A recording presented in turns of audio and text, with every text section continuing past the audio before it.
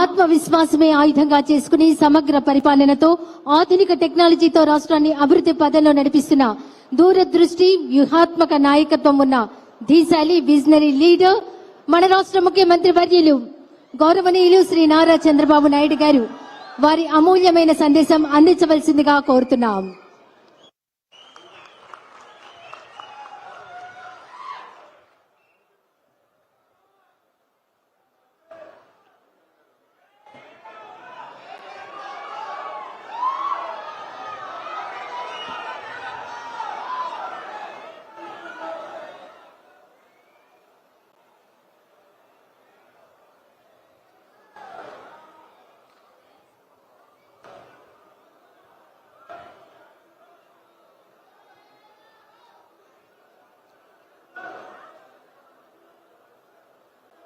గౌరవనీయులు మిత్రులు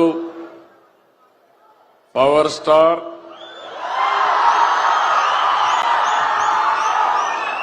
గౌరవ డిప్యూటీ సీఎం పవన్ కళ్యాణ్ గారు,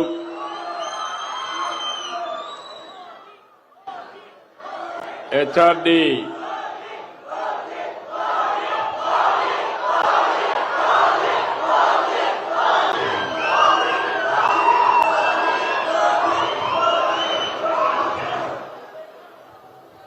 గౌరవ సహచర మంత్రివర్గ సభ్యులు,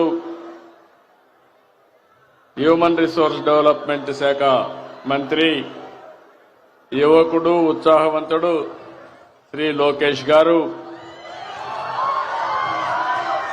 రాష్ట్ర బీజేపీ అధ్యక్షులు గౌరవనీయులు పిఎన్వి మాధవ్ గారు, సహచర మంత్రివర్గ సభ్యులు రామ్ ప్రసాద్ రెడ్డి గారు, సత్యకుమార్ యాదవ్ గారు, స్థానిక శాసనసభ్యులు బోండా ఉమా గారు,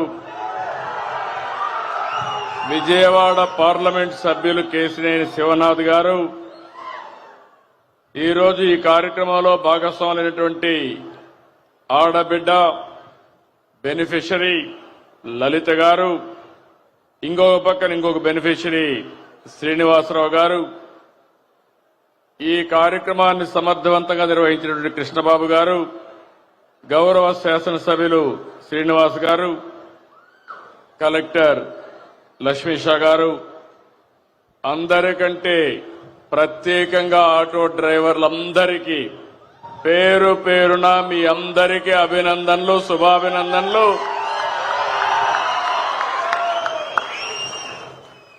ఓజీ సినిమా చూశారు, దసరా పండుగ చేసుకున్నారు,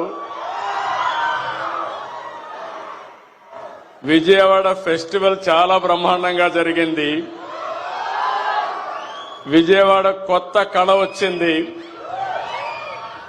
ఈరోజు మనం అందరం కూడా ఆటో డ్రైవర్ల పండుగ రోజులో ఈరోజు ఉన్నాం. నిన్ననే ఆయుధాల పూజల్లో వాహన పూజ చేశారు, ఆటో పూజ చేశారు. అవునా కాదా అని అడుగుతున్నా. చేశామంటే చేతుల పైకెత్తండి. ఇప్పుడు మీ అందరూ ఒకసారి సెల్ ఫోన్లు చూసుకోండి. ఆటో డ్రైవర్లు డబ్బులు వచ్చిందా లేదా? ఇది నిజమైన పండుగ. గట్టిగా చప్పట్లు కూడా చెప్పండి. ఒక్క నిమిషంలో మీ అకౌంట్ లో డబ్బులు వచ్చింది, మీ ఫోన్లో చెక్ చేసుకున్నారు, బ్యాంకుకు పోయే పని లేదు, కన్ఫర్మేషన్ కూడా వచ్చేసింది. అవునా కాదా అని అడుగుతున్నా. అది ఈ ప్రభుత్వం యొక్క ప్రత్యేకత, అదే ప్రభుత్వం యొక్క పని తీరని మరొక్కసారి మీ అందరికీ విజ్ఞప్తి చేస్తున్నా. ఏం తమ్ముళ్ళు 15,000 కరెక్ట్ గా వచ్చిందా? లంచాలు లేవు కదా, ₹1 ఖర్చు లేదు కదా, తిరిగే పని లేదు కదా. అదే టెక్నాలజీ. నేను ఆ రోజు ఊహించింది, ఈ రోజు మా ఆటో అన్నలు కూడా నేరుగా ఏ పని కావాలన్నా సెల్ ఫోన్ ద్వారానే చేసుకుంటున్నారు. అన్ని కూడా పేమెంట్లన్నీ సెల్ ఫోన్ ద్వారానే పే చేస్తున్నారు. ఇది ఒక వినూత్నమైన అనుభవం. ఏం తమ్ముళ్ళు ఇలాంటి పండగ ఐఎమ్ వెరీ హ్యాపీ. మీ ఫోన్లో వచ్చేసింది. గుడ్. ఇప్పుడంతా కూడా ఆఫీస్ చుట్టూరు తిరిగే పని లేదు. ఆటోమేటిక్ గా చెప్పిన రోజున చెప్పినట్లు పనిచేసే ప్రభుత్వం ఈ ఎన్డీఏ ప్రభుత్వం అని మరొక్కసారి విజ్ఞప్తి చేస్తున్నాను. ఇప్పుడే మిత్రులు చెప్పారు, చాలా విషయాలు మాట్లాడారు. ఆటో డ్రైవర్లకు ఎన్నో కష్టాలున్నాయి. నేను కూడా అపోజిషన్ లో ఉన్నప్పుడు అన్ని విషయాలు చెప్పాను. రోడ్లన్నీ అధ్వానంగా తయారైనాయి. సగం డబ్బులు ఖర్చులు రిపేర్లకే పోయినాయి. మీ బాడీ అంతా హూనం అయిపోయింది. ఇంకో పక్క ఛార్జెస్ కూడా విపరీతంగా ఆటోలో డీజిల్ కూడా పెరిగిపోయి అవస్థలు పడ్డారు.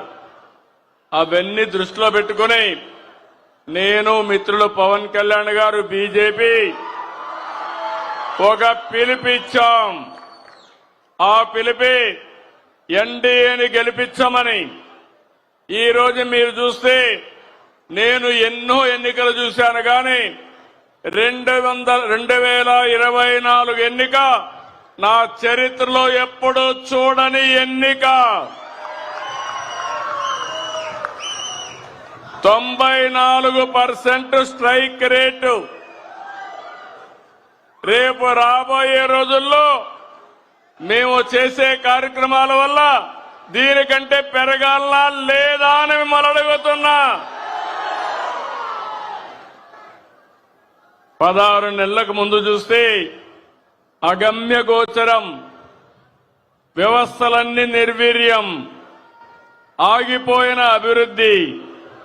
అలాంటి పరిస్థితుల నుంచి 4వ సారి ముఖ్యమంత్రి అయ్యాను కానీ నాకే అర్థం కాలేదు. చాలా రోజులు నాకు అర్థం కాకుండా రాత్రింబగుళ్ళు ఆలోచించాను. కానీ ఒకటే ఆలోచించాను, మేము చెప్పిన పని మీరు నిలబెట్టారు. ఈరోజు రాష్ట్రాన్ని కాపాడడానికి ఒక ఉద్యమ స్ఫూర్తితో వచ్చారు కాబట్టి అక్కడి నుంచి ఆలోచించి పని మొదలుపెట్టాం. 15 నెలలైంది, 16వ నెలకు వచ్చాం. నేను అడుగుతున్నా మిమ్మల్ని అందరినీ, చరిత్రలో ఎప్పుడైనా ఇన్ని సంక్షేమ కార్యక్రమాలు చూశారా అని మిమ్మల్ని అడుగుతున్నా.